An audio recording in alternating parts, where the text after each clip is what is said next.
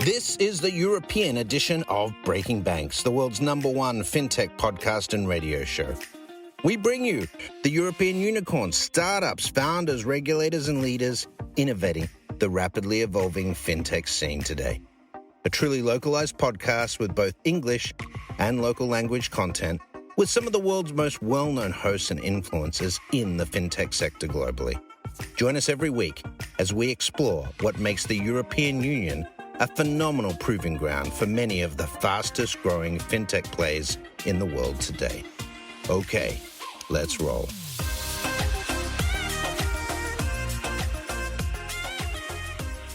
Hello from Breaking Banks Europe. This is your co-host, Nina Mohanty, today with episode 92. Today we have an installment of Breaking Impact, and we are talking about migrant-led community banking. And I am super, super excited to be joined by Tori Samples, who's the co-founder and CTO of Leaf.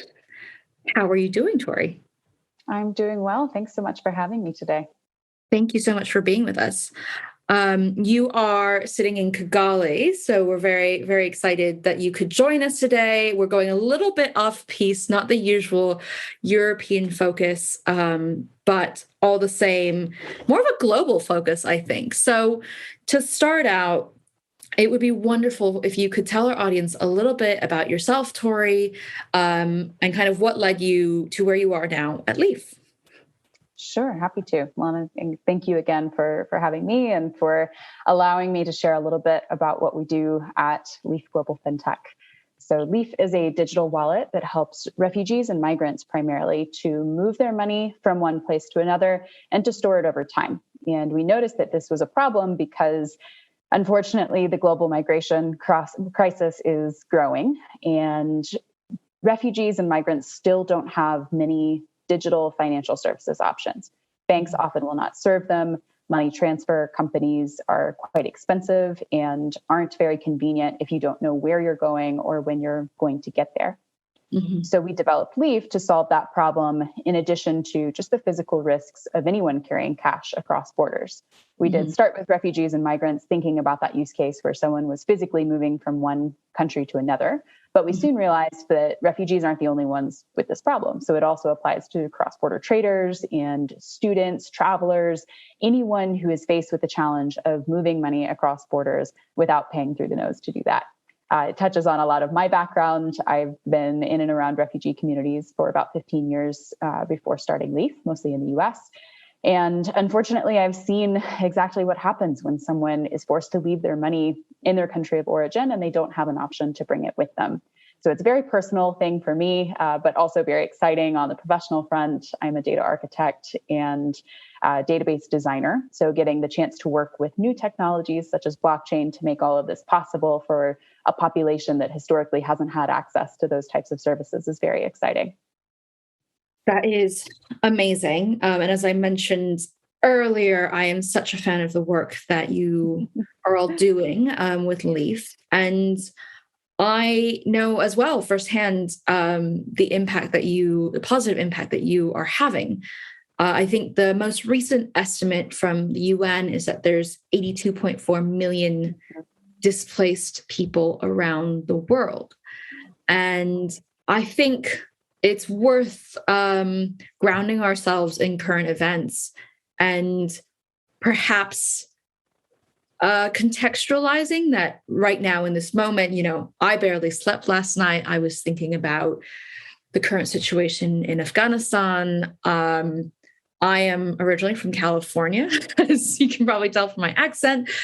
And, it's wildfire season, although it's wildfire season across much of the US. And so, for reasons whether of political instability or climate change, which is increasingly becoming a problem, this is such a pressing issue of our time. So it's really great to be able to speak to you and hear from you. I wonder if you can take us back to the genesis of Leaf, where you did mention that, you've got 15 years of working with refugees, mainly in the States, but what was it that brought you over to the African continent and made you decide to focus? Well, you're based in Kigali, but also operating in a few other countries. So what was it about the African continent that really stood out, and why Leaf decided to start there? Sure. And there's a reason that our name is Leaf Global Fintech. We're very much aspiring to be available and operational in every country around the world. You mentioned the current events in Afghanistan. That's definitely front and center in our minds right now. And we're currently not operational there, but looking for ways that we might be able to help, because that's exactly the type of crisis situation that Leaf was designed to meet needs for. So getting back to the genesis of Leaf, the beginning of it, it came out of a business plan competition called the Holt Prize. My co-founder and I were in graduate school at the time. My co-founder, Matt Robinson, is a lawyer. He was getting his law degree at the time, and I was getting my MBA at Vanderbilt University in Tennessee. And we signed up for a pitch competition all about the refugee crisis. It's sponsored by the Clinton Foundation every year. There's a new challenge, and you have to create sustainable business solutions to social issues. Mm-hmm. So that year it was all about the refugee crisis. We got randomly assigned to work together and came up with a lot of different ideas, but ended up pitching one that was very different than Leaf. Even more out there than what Leaf currently is. But we did well with that, got flown out to Dubai, almost got $1 million to go pursue it. And I think it was enough to show us that there was really something there. There's so much opportunity, because nobody is... Well, there's been a bit of progress since then, thankfully. But at the time, nobody had really started sustainable businesses aimed at a refugee customer base. So we saw that one of the ideas that we had brainstormed, which was a savings product for refugees, might really be able to work. And so over the rest of our graduate school time, we were able to do some market research and found that this is a problem all over the world. So we looked at Southeast Asia and the Middle East and Latin America, and ultimately decided on Africa because of a few things. One, it's a slower burning crisis, which is a better place to start than somewhere like Syria or Afghanistan in the moment, just for getting a startup up and running. So that was the first thing. The second was that East Africa has a really nice infrastructure for Leaf to build on top of with mobile money. So you might be familiar with M-Pesa in Kenya. That's been around for a long time. There's a clear regulatory framework for e-money. People are comfortable with that concept. And so it made it easier to build on top of that and to roll out something like Leaf. And then the last reason was that my co-founder spent about 7 years in Kenya, starting and running a microfinance company. And so he had a lot of connections in East Africa. And then I had also lived in Tanzania a couple times short term. And so there's an area of familiarity for both of us. And we thought it might give us a leg up in getting Leaf off the ground. That is brilliant to hear. I think having spent a little time in East Africa, I can definitely see how all of those things come together to form that decision. And I still awestruck from the one time I was in Masai Mara, and there was like a little stand, and they were accepting M-Pesa, and I thought, wow, this is incredible. So that is something where a lot of us living in the West are like just have no idea how these things work. I want to touch on something that I think y'all at Leaf are very focused on, which is identity. And this is something that I have come across with my business, looking at migrant communities in their host countries, wherever they end up, for refugee settlement. And so one of the things that we know is sometimes refugees or asylum seekers have planned ahead, perhaps with the situation we're seeing in Afghanistan. People were looking at flights that were, getting out of Kabul to Dubai. You were looking at $2,000 flights for a one-way trip, which most people don't have. But perhaps they were able to plan ahead, and they could bring a passport if they had one.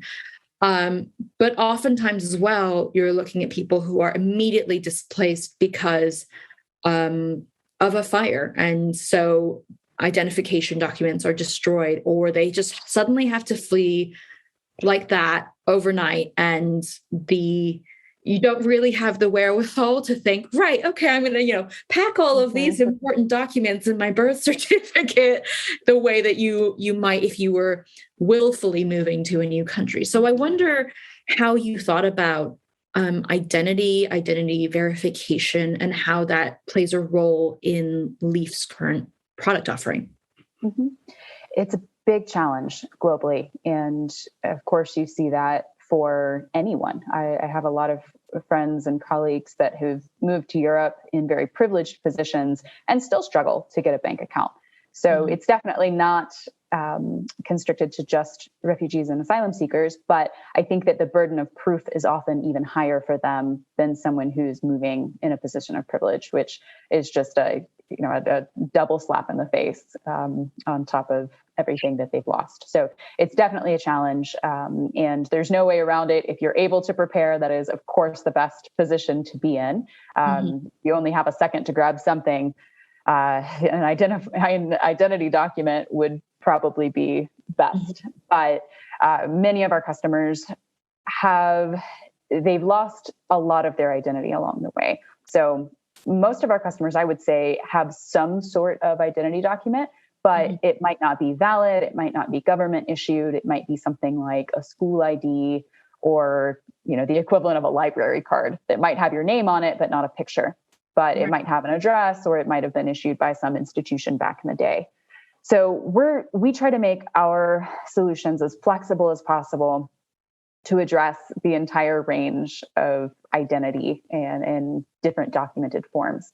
We focus a lot on the initial onboarding and then verification afterwards. So unfortunately, well, not unfortunately, but definitely a lot of effort goes into making sure that we can satisfy all regulatory requirements and partnership requirements. So anytime you throw the word refugee out there, people get very nervous because of some prejudices and stereotypes that refugees are terrorists or that they're not documented at all.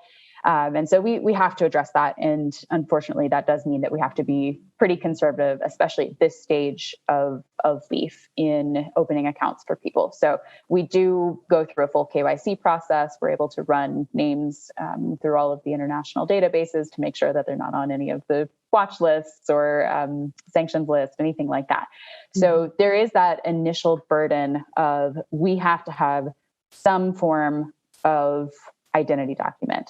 And then after that, things become a bit more flexible. So we're actually building out an identity verification system that at its core is a distributed identity protocol, so that someone could, once they're in the system, they can be verified by any entity in the world, even in offline environments, because it is distributed, without exposing any PII. So that's kind of the gold standard that we're trying to get to of once you're a Leaf customer, it's not that Leaf owns your identity in a centralized fashion, but we're going to make that available for any organization in the world, whether it's an aid agency or a government who's interested in that person, to be able to ping verifiable credentials against that system and say with varying degrees of confidence, yes, this is this person, no, that's not that person. So that's what we're getting to. We're also working on ways to make that onboarding more flexible. So we currently are able to accept UNHCR issued refugee IDs, which is great because that means that we're able to serve refugees in camps or who have been through the asylum seeking process. But we want to make that even more flexible. So getting down to, biometrics and social proof that someone is who they say they are. That's all in the works, but admittedly difficult and complicated. And I think more than that, it's about explaining it to partners that we work with so that they're able to accept that burden of proof in the same way that we are. I think that brings us to a really interesting thing that I've come across. And you mentioned there, so for those that are unfamiliar, PII is personal identifiable information. Am I right there? Mm-hmm.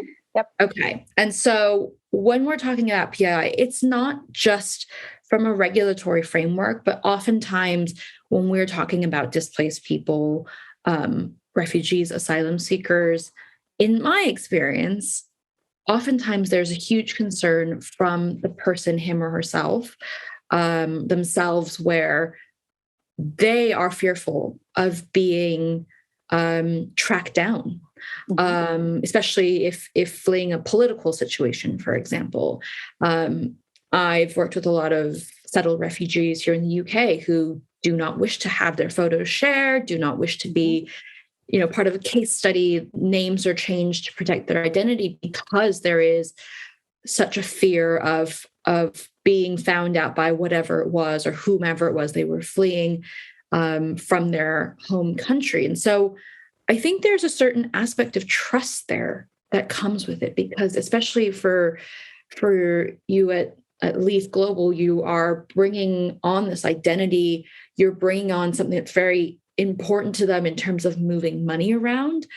So that's like double whammy in terms of like, we have to trust you. So how have you gone about building trust in these communities? I mean, I think, as you say, working with the UNHCR, for example, and accepting their identification perhaps gives you some validity, but how has that journey been in gaining customer trust? Sure. A few thoughts on that. One, data privacy and protection standards are often compromised for vulnerable people groups, and that is incredibly unfortunate. We see that people serving those groups often expect them not to care about data privacy or data protection, data security, because they're in a compromised state already. And as you've shared, that's not the case. These are still people. They were not refugees before they were refugees, and they were used to being treated as customers and as normal people. So just the fact that they've become a refugee does not mean that the standard should be any lower than it is for anyone else in the way that customers are, well, maybe not customers, but in the way that those people are treated and their data is treated and protected. So that's the first thought, and definitely the ethic at Leaf and how we treat people. Yeah. But then focusing more on the trust side, there are two primary strategies that we use to establish trust. One is in being a commercial for-profit company. It's a bit counterintuitive, but we've seen that establishing clear accountability in paying for a service helps establish trust with people. It's also part of showing the dignity that we see in people. So it's not that they're a beneficiary. It's not that Leaf services are a handout. It's that these people, even if they're not paying much, they are paying for a service, and there is dignity in choice. So we find that goes a little bit of the way. People don't have to wonder about our motives or why we're doing this. We can say, like, well, we're here because we're providing a service in order to make money. We're also helping people along the way, but we are a business. So that's one. And then two is getting established in those communities and allowing our representatives to be, or our representation to come from within the community. So that's where a lot of my connections within refugee communities resettled in the US came into play at the beginning, and now we've been able to expand that.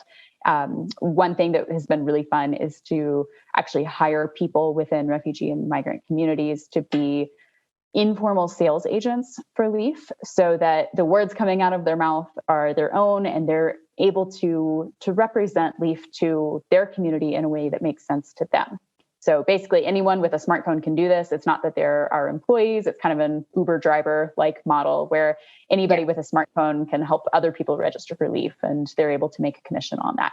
So that's been really fun to see. And then also with that, there's so much trust that comes through organic marketing within those communities, but it's also very, very cheap and very effective. So in finding our way into those communities and then allowing the word of mouth cycle to take over, it's actually, I think, the best marketing strategy just across the board. We also do digital marketing and, above the line and below the line marketing, but I think that the word of mouth patterns are the most viral and come with the most trust, and they're the cheapest. So that's the route that we try to pursue within different communities. That's amazing. I think one last thing that I want to touch on before we go to break is fundraising.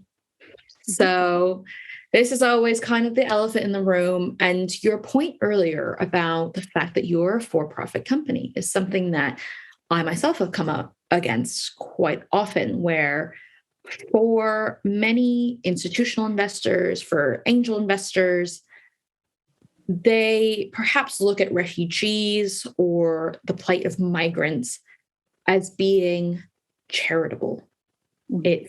It's not something that, has the potential for venture backable growth in their minds, or there is this wariness. It kind of goes either way. One where it's like, actually, you should treat it as a charity, or the other is we feel bad making money off the backs of refugees, and this is something I've come across in my fundraising discussion. So I'm curious, for you, your origins were kind of based in a social impact kind of funding grant situation, but how you have found navigating, the world of venture capital, of institutional investing, where there is huge amounts of social impact to what you're doing. But as you said, you are making money, you are for profit, and there is a huge opportunity and a huge TAM in the words of venture capital. So how has that journey been for you?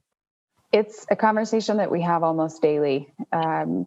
We've come up against both sides of it, as you've said. So it's not that every investor has the same viewpoint on that, which makes it even more difficult sometimes. Yeah. But there are, I don't want to say there are ways around the conversation, but at the end of the day, if the foundation is solid, the foundation is solid. So that's what we're up against, is showing investors that this is a solid business opportunity, and that there are ways to make money and impact people's lives in a positive way by doing that. But I think COVID has forced us to be very creative. So we definitely fundraise from all the traditional VC channels, but we've also received funding from grants, as you mentioned, government programs for the commercialization of new technologies, accelerators, all sorts of things. And so we've been very creative in that because we've had to be with COVID just to make it through. But then also to get enough traction to show traditional VCs that this is scalable and exciting as a business opportunity. So I would say overall, we tell the story in different ways to different people. There's no way around that. If we're talking to a VC who cares less about the impact side, then of course we're going to focus on the fact that Leaf is not just for refugees. We designed it with refugees in mind, but anybody in the world can download Leaf and use it. So there's no checkbox that says, are you a refugee? And we can point to the unit economics to show it doesn't matter if you're a refugee or not. Here's our average transaction size and the flow that's coming through the system. So that's the story that we'll tell to a just purely profit-minded VC. If we're talking to an impact investor, because we can also have those conversations, then we'll talk about how many lives we're impacting in what ways by opening up financial services, and we'll talk about the underlying profit. So I think it's more just about knowing how to communicate with different groups and what each one cares about. We definitely play in a lot of spaces. We've opened up a lot of doors for ourselves, but that also makes things a little bit more complicated because with any given week, we're speaking to fintech VCs, blockchain and crypto investors, impact investors, UN or government-based grant providers. So it's certainly a challenge, but also it's been really fun to get to know all of those different groups and to see what's being covered within the funding landscape and where the opportunities still are as well. Brilliant. Well, Tori, it has been such a pleasure speaking to you today. I have learned so much. I am personally so inspired by what you're building. Would you be able to share where our listeners can find out more about Leaf Global, where they can get in touch with you if they're interested in doing so? Absolutely. You can always visit our website at leafglobalfintech.com or find us on social media at Leaf Global Tech. Happy for you to reach out to me directly. My email address is tori@leafglobalfintech.com. Thanks so much again for having me, Nina. It's been a great conversation. Thank you so much, and hope to see you. I should make a trip over to Kigali soon, because it would be definitely always welcome. Thanks. At timepledge.org, we are building the largest free coaching and advisory platform for entrepreneurs by providing mentorship opportunities based on pledged time. Our network of seasoned industry experts acting as coaches is working for free, pledging their valued time to the next generation of entrepreneurs who will change everything. Our portfolio of sessions goes over every skill an entrepreneur needs to successfully launch his or her startup, from how to pitch and behave with investors to how to best market your idea online, or even how to best manage your team. We have the perfect sessions with the perfect mentors. Want to learn how to become the best entrepreneur you can be, or mentor the next generation of entrepreneurs in Africa and Asia? Please visit timepledge.org and let's get you started. And welcome back to Breaking Banks Europe, episode 92, Breaking Impact. And today we're speaking about migrant-led communities. And I'm really, really excited because someone who is a friend, a fellow co-host, and someone I look to for so much inspiration is the guest in the second half. So most of our listeners will be used to listening to Nina ask excellent questions to our guests on Breaking Bank Europe. But today I'm going to be asking her all the questions about Bloom, which is the startup that she has founded. So Nina, welcome to Breaking Banks Europe. We've got a case of the giggles. Yeah, I know it's too early. So Nina, when did you start Bloom? What is Bloom? Give us the rundown. Yeah, absolutely. Well, very excited to be here in the guest seat for once on Breaking Banks Europe. Bloom started out as a question, really, of are we doing enough in financial services for migrant communities? And I have been fascinated with the intersection of migration and financial services for quite some time now, not least because my parents are both immigrants to the US. I am an immigrant here. MJ, I believe you're also an immigrant. And I have lived in Vienna, I've lived in Paris, I've lived in London. And I myself, as someone who is probably classified as a white-collar worker, has experienced the challenges of opening a bank account, trying to build up a credit score, or get, services in a culturally specific space, and really struggling to. And so it was kind of at the beginning of last year, the lockdowns across Europe of coronavirus, that I started having conversations with anyone that would speak to me, frankly. I was speaking to asylum seekers who were in asylum accommodation, refugees who've been settled and working now, migrant workers, domestic workers, living in Mayfair and cleaning houses, and the people that have in the past year and a half really made up what we call essential workers or key workers. And these are the people who are stocking our shelves at the grocery store, who are driving our buses or our tubes or transportation, who are cleaning our offices and making sure that we are safe. And so it was very important to me to try and understand if we are doing our jobs and serving them the way that they deserve to be served. And I found that we were missing the mark. Mm-hmm. And this was something that I found consistently that started to itch at me over my career in fintech. Is I felt I was constantly building products for the same person. Mm-hmm. And that person was usually, an urban dwelling, white collar person who has disposable income. And that's great because, that describes me, that describes us. And that's brilliant that there's people building products for us. but it really felt like we were missing out on the potential to help so many more people live empowered and prosperous lives. And so I left Klarna, where I was working on new products and expansion into new markets, and set forth to build Bloom, which is basically digitizing and formalizing existing behaviors. And what I mean by that is what we find is there are a lot of informal financial systems that crop up all around us that are often very community driven.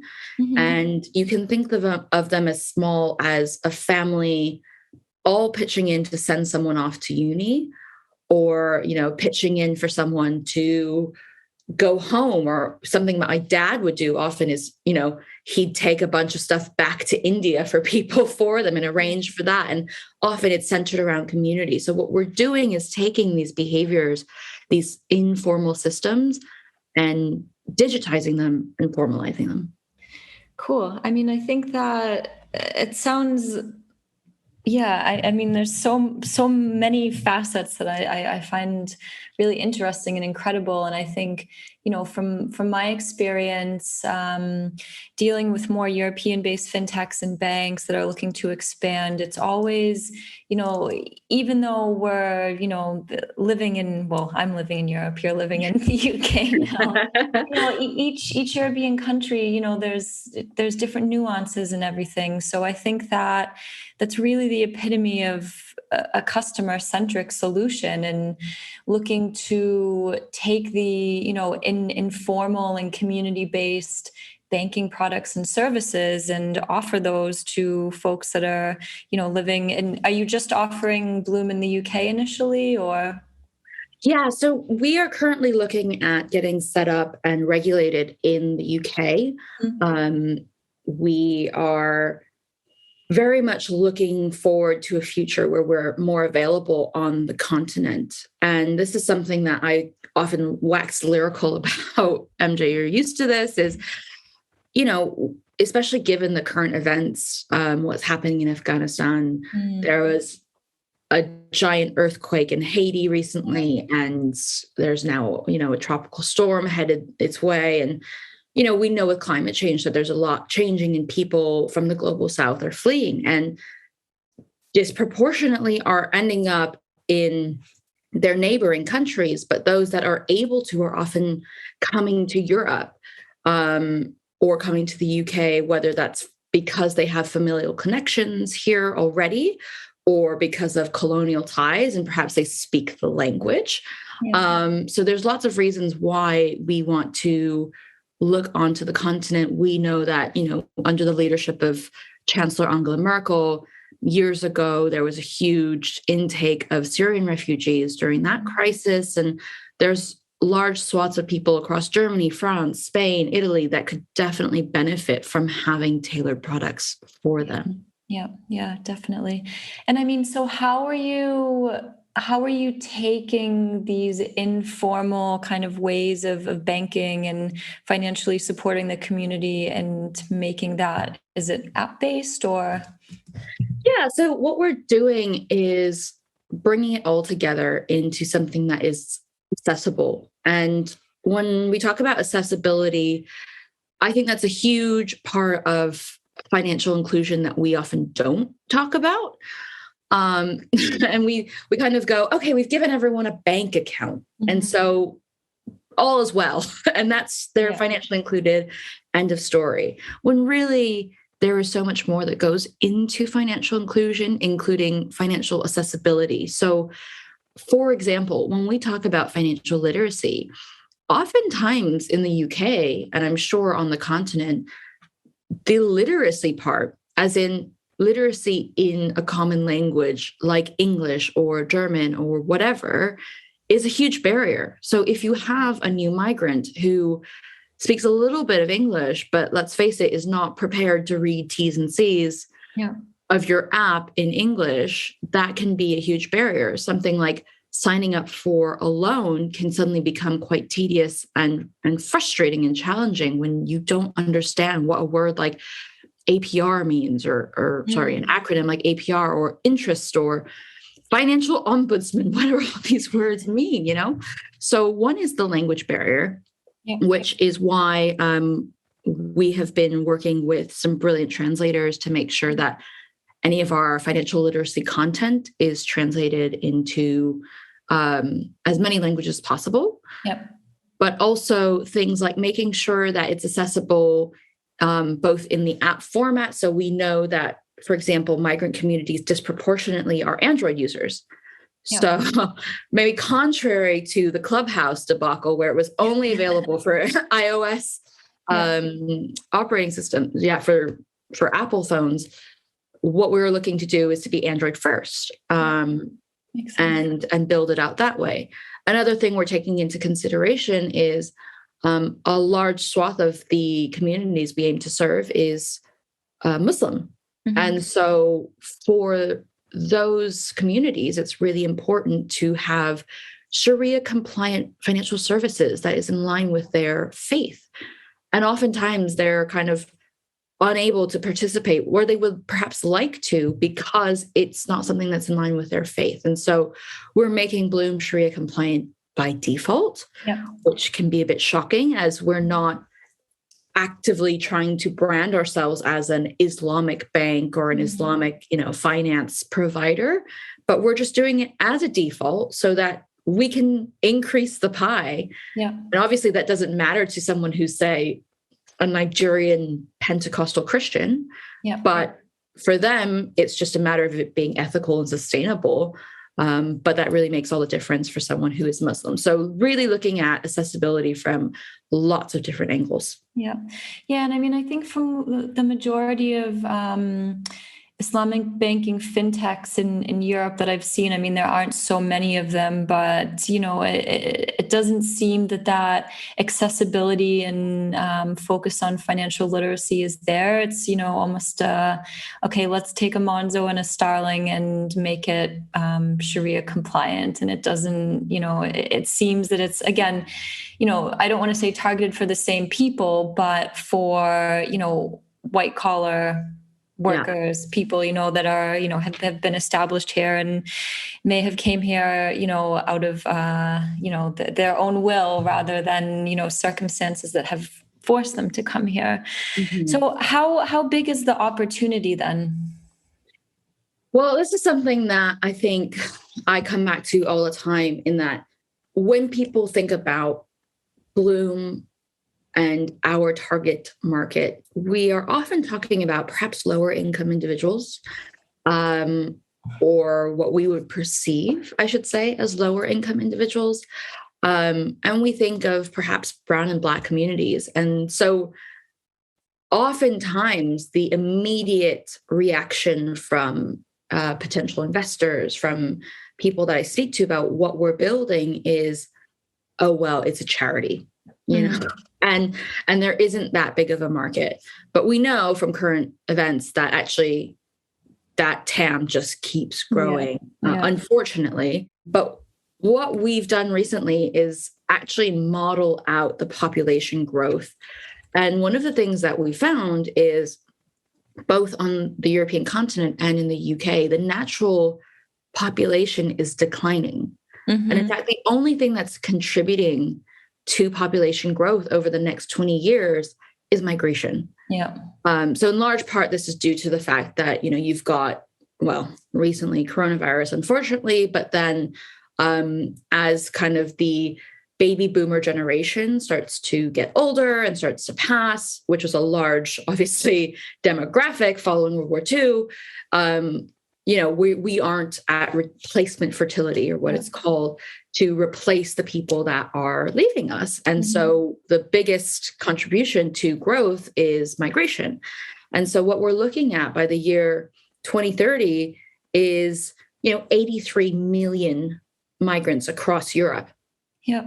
And that number, as I said, is growing. And so what we're looking at is, across the UK and Europe by 2030, so pretty much in 8 years, is going to be a market worth 63 billion pounds. And this is something that, when I explain this to people, they're, always shocked, and they're like, how can it be so big? Yeah. And I kind of turn it around on them and go, in your daily life, you might not notice them all around you, but they are there. You just have to open your eyes and see them. And whether that's someone, doing your nails or cleaning your office or whatever, or cleaning your apartment, they're everywhere. And so we firmly believe not only is it a huge opportunity, but it's a worthwhile problem to solve. Yeah, definitely. And I mean, I think that got me thinking. I mean, I know in Germany, like there's a higher, the entrepreneurs and small business owners tend to be migrants. Mm-hmm. And, I know also in the States, I've read a few articles and stories about, how I think migrants specifically from the Balkans, how successful they've become as entrepreneurs and everything. And I was speaking to a small community bank in the US that focuses on the US Armed Forces. And they said that most of their clients start out as, 18, 19-year-olds joining the armed forces, most of the time, in some debt. And, that bank sticks with them and works with them. And they said, 30 years later, these people have, $1 million under, throughout their financial portfolio and everything. So I think that it's not just, it's also, the migrant community is very dynamic, very entrepreneurial. And, by supporting them and, being their first financial institution support, I think, by you're gaining loyalty and 30 years down the line, I think it's and that's the thing. It really resonated with me. I was speaking to our friend Jamie, who's the co-founder of Fronted here in the UK. And he was telling me that he listened to a talk or something, but it has stuck with me, where the person speaking basically said, you can make your target demographic as well. Yeah. And so often we talk about in financial services, who are the really lucrative customers? And everyone's mind goes to high net worth individuals, or, kind of the Henrys, high earners, not rich yet, who will become high net worths. But actually there is something to be said of putting in the work to become that trusted partner. And as someone who is very entrepreneurial, or who has already shown the willpower to cross borders to create a better life, starts to gain net worth, to be a loyal customer to you. And I think there's something very beautiful in that. And that's why, at Bloom, perhaps it's a bit cheesy, but we're always talking about prosperity. And we talk about how can we increase the prosperity for our customers so that in turn they can be prosperous with their families and into their communities. And so this is poetic and cheesy and wonderful, and why I love waking up every morning to work on this. So I mean, it's definitely not a charity, because I think, it's the combination of building a sustainable business, but helping people and generating revenue. So I guess what's your thoughts on, in the early stages, how to, find this balance between sustainability and making money? Yeah, I think, well, you know me, and as someone who's worked in fintech for a while, it's things like being very upfront about what it is we're trying to do. So we do charge fees. That's how we monetize. And we are way past the time when challenger banks could posit that we're doing everything for free and we'll make money at scale off of interchange or something. Yeah. Fine, whatever. But actually, it's about being really upfront and saying, this is the value that we're going to bring to you in exchange for these fees that you're going to be paying. And keeping in mind things like constantly speaking to customers. And I think you and I are very similar in that regard. I get all of my energy from being around customers, speaking to them. And lucky for me, I don't even have to get them all together into a focus group to chat with them.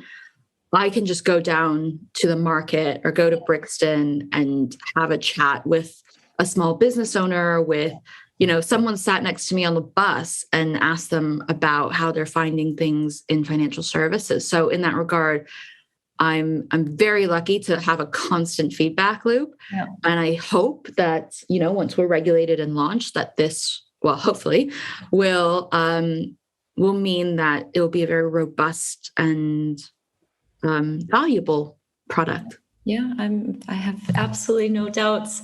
So what are the next steps? What's the roadmap look like in the next 12 months?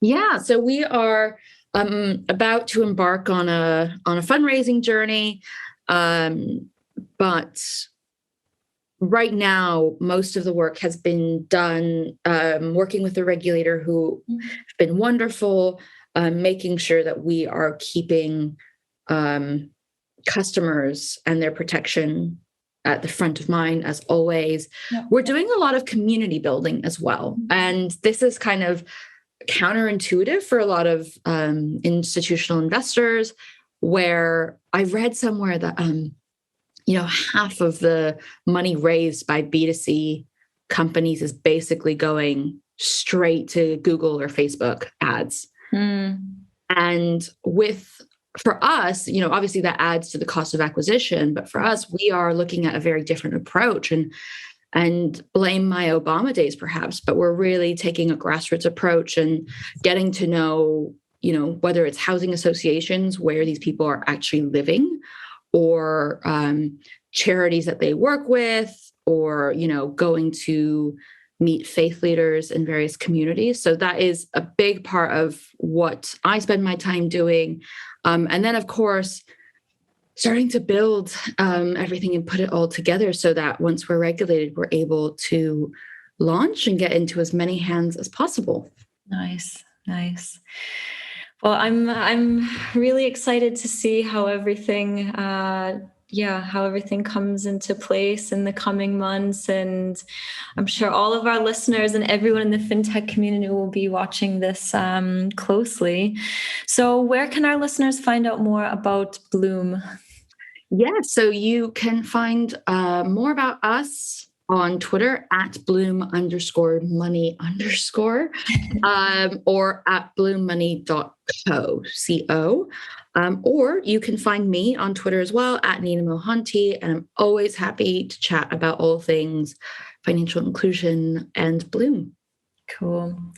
Nina, thank you so much. And thanks so much for sharing what you've been up to. And all the best. I know you're going to be super successful. And again, it's something that I think fintech and financial services, this is a product, service, and offering that we, desperately need. Thanks, MJ. Thank you for having me. Thanks for listening to Breaking Banks Europe, a Provoke Media podcast in cooperation with Fintech Stage. Don't forget to tweet us out, shout out, or post to the team at Breaking Banks EU on Twitter. If there's something or someone you'd like to hear on our cast, let us know. See you next week on Breaking Banks Europe.